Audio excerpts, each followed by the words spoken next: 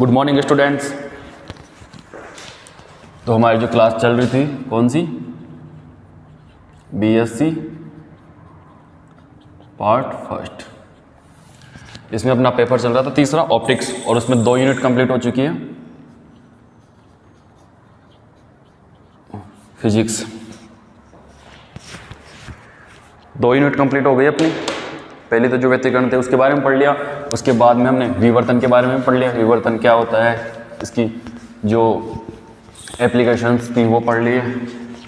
Numerical भी कर लिए लास्ट क्लास में हमने, इसके जो न्यूमेरिकल आते हैं एग्ज़ाम में। अब हम तीसरी यूनिट स्टार्ट करेंगे। 1-2 वीडियो मैंने पोलराइजेशन की बना रखी है, तो पोलराइजेशन छोड़ते हैं अभी, और जो अपनी नेक्स्ट यूनिट है कौन सी वो देखिए एक बार आप।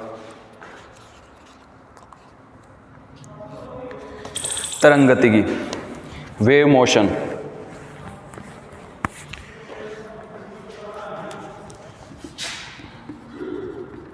वेव मोशन इसकी बात करेंगे हम।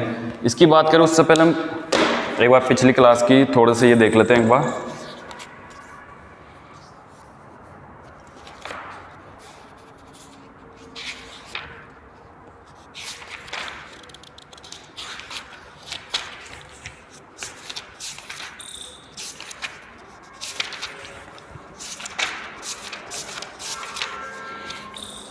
क्वेश्चन देख लेते हैं, मैं क्वेश्चन बोलते जाता हूं। देखते हैं अब जो हमारा पहला क्वेश्चन है वो है,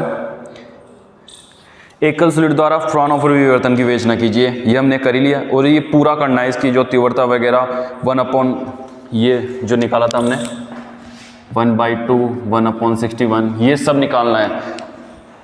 जो दूसरा क्वेश्चन है, एकल रेखा छिद्र द्वारा फ्रॉनहोफर विवर्तन की विवेचना कीजिए। इसमें सिर्फ विवेचना पूछा है और चित्र के द्वारा व्यक्त कीजिए, सिर्फ इतना पूछा है। तो ये दोनों चीज़ें हमने कर ली। और इसके अलावा आप चलते हैं तरंगदैर्घ्य का क्या प्रभाव, द्विरेखा छिद्र द्वारा फ्रॉनहोफर विवर्तन के प्रतिरूप। जो लास्ट क्लास में थी, मैंने क्वेश्चन करवाया था अपना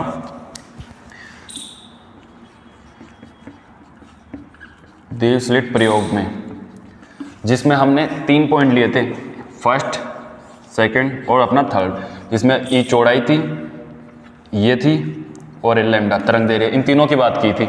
और इन तीनों को मैंने आपको लिखवा भी दिया था, तो ये क्वेश्चन भी आपको करवा दिया मैंने, ये भी आपको पूछा गया है। और इसके बाद में ग्रेटिंग वाला, ग्रेटिंग की भी करवा दी मैंने, ग्रेटिंग भी हो गई अपना। और इसके बाद में अब ये विवर्तन, ग्रेटिंग, विवर्तन से भी ग्रेटिंग करवा दी।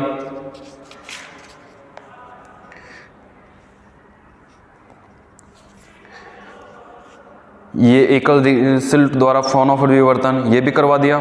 जो ये एक ही क्वेश्चन है जिसको कभी पूरा पूछ लेता है, कभी आधा, कभी थोड़ा ज़्यादा, बस ऐसे पूछता रहता है। तो ये सारे क्वेश्चन कंप्लीट करा रखे हैं। अब बात करते हैं अपनी वेव मोशन की। तो अपनी जो बुक है उसमें पेज नंबर पे जाइए 8.1, और वेव मोशन निकाल लीजिए, तरंग गतिकी।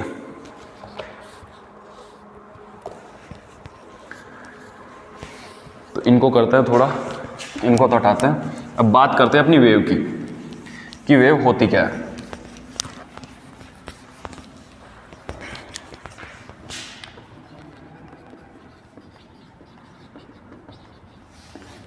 ये है अपना टॉपिक वेव मोशन, यानी कि तरंग गतिकी। तरंग गतिकी पढ़े उससे पहले हम बात करते हैं वेव की, तरंग की। क्या बोलते हैं इसको, तरंग। तरंग होती क्या है? सबसे पहले तो ये देखो तरंग होती क्या है। तो अभी तक आप लोगों ने ये पढ़ा कि तरंग एक ऊर्जा का रूप होती है, यही पढ़ा। लेकिन तरंग सबसे पहले वेव होती क्या है?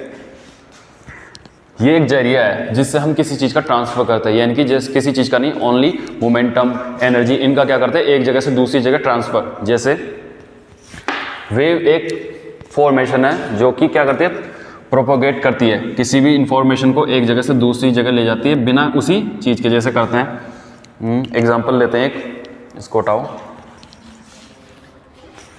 ये आप हो, ये आपके पास आपका फ़ोन है ए, और ये बी, ये किसी आपके फ्रेंड का फ़ोन है, मान लो 2।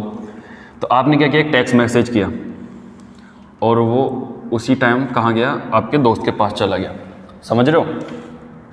तो ना तो आप गए ना ही आपका फ़ोन गया, लेकिन जो आपकी इन्फॉर्मेशन थी वो पहुंच गई किसके द्वारा? टेक्स्ट के द्वारा, यानी कि टेक्स्ट मैसेज के द्वारा। जो आपने जो इन्फॉर्मेशन दी, कुछ भी हेलो हाय गुड मॉर्निंग जो भी था, वो आपके दोस्त के पास पहुंच गया। आप नहीं गए ना ही आपका फ़ोन गया, लेकिन आपका मैसेज चला गया। तो ये जो क्या बोलते हैं, ये जो फॉर्मेशन है क्या, यानी कि ये जो जरिया है, यही क्या होता है? वेव। जो अब बात करते हैं वेव की, तो वेव क्या करती है? किसका ट्रांसफर करती है? इंफॉर्मेशन का, एनर्जी का, मोमेंटम का, एक जगह से दूसरी जगह क्या करती है? उसी समय पे पहुंचा देती है। तो ये होती है वेव। इसके जरिए हम क्या करते हैं? एनर्जी को एक जगह से दूसरी जगह पे ले जाते हैं। तो आप इसकी एक बार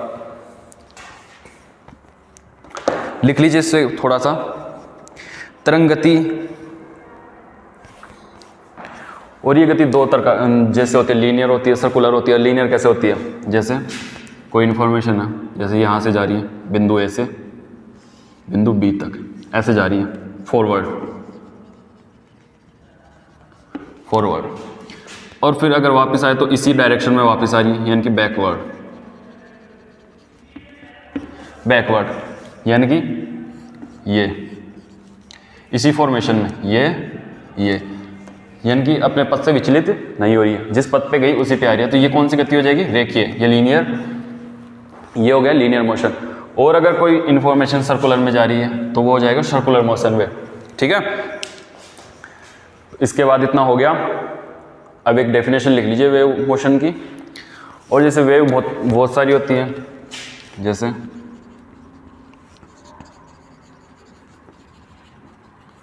साउंड वेव होती है,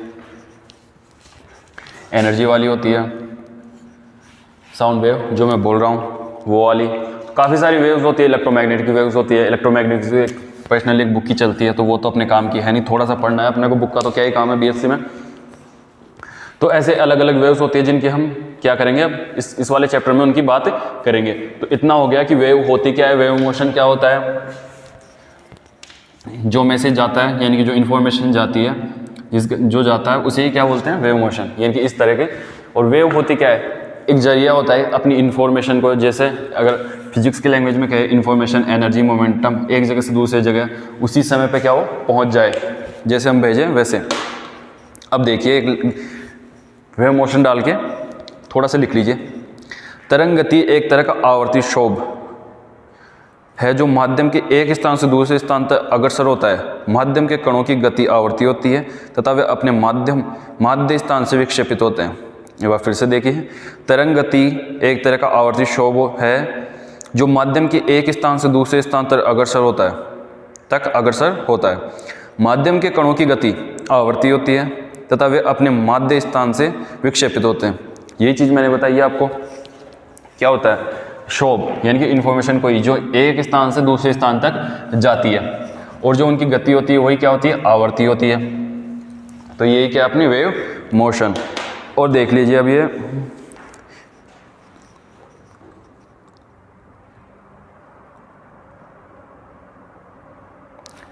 अब तरंगें दो प्रकार की होती हैं। कौन कौन सी? एक तो होती है इलेक्ट्रोमैग्नेटिक वेव्स और दूसरी होती है मैकेनिकल वेव्स। तरंग गतिकी में यानी कि यांत्रिकी और विद्युत चुंबकीय। तरंग गति दो तरह से होती है, एक तो यांत्रिकी और दूसरी होती है विद्युत चुंबकीय।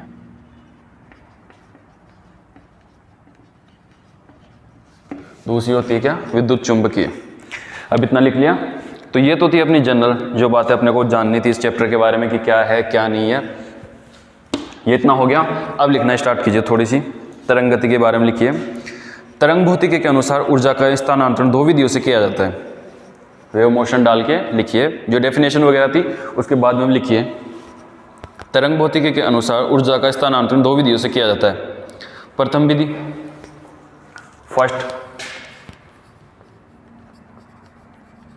प्रथम विधि ये डाल के लिखिए, कण के द्वारा ऊर्जा का स्थानांतरण। कण के द्वारा ऊर्जा का स्थानांतरण। जैसे बंदूक की गोली, उसमें भी तो एनर्जी लगती है ना, तभी तो वो आगे जाती है। अगर एनर्जी नहीं होगी तो वो कैसे आगे जाएगी। और दूसरी फोटोन, एच न्यू, फोटोन भी अपने अंदर एच न्यू के रूप में क्या ले जाते हैं, ऊर्जा लेके जाते हैं फोटोन के द्वारा। द्वितीय विधि लिखिए, द्वितीय विधि।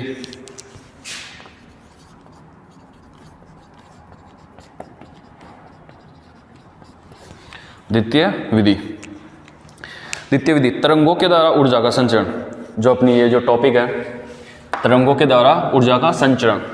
अब इसमें भी लिखिए प्रकाश का संचरण, ऊष्मा का संचरण, विद्युत और चुंबकीय क्षेत्र, चुंबकीय क्षेत्र, विद्युत और ऊर्जा का यानी कि प्रकाश का संचरण, ऊष्मा का प्रवाह, ये ऊष्मा का संचरण, विद्युत और चुंबकीय क्षेत्र आदि। ठीक है, इतना हो गया।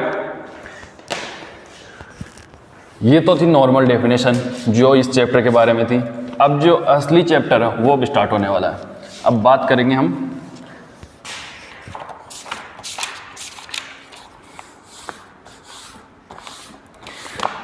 Eight point two, one dimensional wave equation, यानी कि एक विमीय तरंग संचरण है, उसकी बात करेंगे।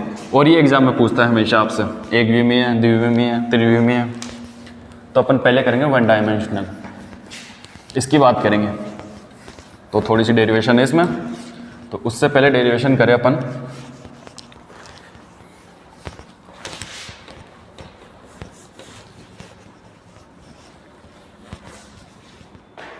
थोड़ी सी थ्योरी है वो लिख लीजिए एक बार आप।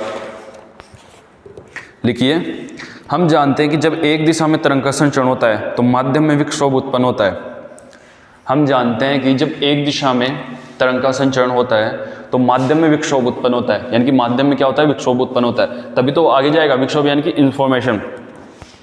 ठीक है, जैसे माना एक्स दिशा में तरंग का संचरण हो रहा है जिसके कारण वाई दिशा में विक्षोभ उत्पन्न होते हैं। लिखिए एग्जाम्पल, माना एक्स दिशा में तरंग का संचरण हो रहा है जिसके कारण वाई दिशा में विक्षोभ उत्पन्न हो रहे हैं।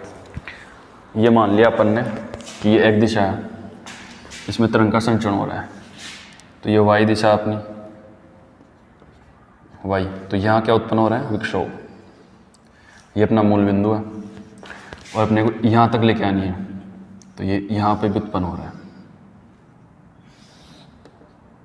वाई दिशा में। ठीक है, मूल बिंदु से पीक तक की दूरी जहाँ तक ये जाते हैं इंफॉर्मेशन एक्स है। क्या है, एक्स है। इन दोनों के बीच की दूरी क्या है, एक्स है। ये वाला अक्ष वाई हो गया और ये वाला अक्ष आपको पता है अगर एक्स दिशा में जा रही है तो मैंने एग्जाम्पल क्या बोला, वही बोला। माना एक्स दिशा में तरंग का संचरण हो रहा है तो जिसके कारण वाई दिशा में विक्षोभ उत्पन्न हो रहे हैं। अब लिखिए आगे, अतः तरंग का विस्थापन समय का फलन होता है। सही बात है, अकॉर्डिंग टू टाइम, समय के अनुसार, यानी कि अतः जो इसका तरंग का फलन होता है वो किसका फलन होता है, ये तरंग का विस्थापन समय का क्या होता है, फलन होता है। लिखिए, अतः तरंग का विस्थापन समय का फलन होता है। अतः तरंग का विस्थापन समीकरण, तरंग का विस्थापन समीकरण क्या होता है, y equal to F T. ये f है, थोड़ा बड़ा लिख लो इसको, F T. Equation number first, ये बात हमने लिखी, तरंग का विस्थापन किसका फलन होता है, समय का। ठीक है, अब आगे लिखिए, प्रारंभिक स्थिति में मूल बिंदु O पर, लिखिए प्रारंभिक स्थिति में मूल बिंदु O पर t इक्वल टू 0,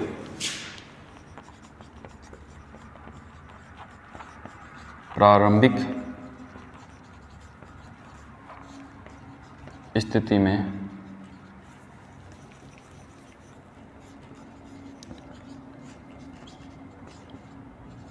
मूल बिंदु O पर t इक्वल टू 0, प्रारंभिक स्थिति में मूल बिंदु O पर t इक्वल टू 0। ठीक है, और t इक्वल टू 0 हो जाएगा तो क्या होगा, देखिए t इक्वल टू 0 इसलिए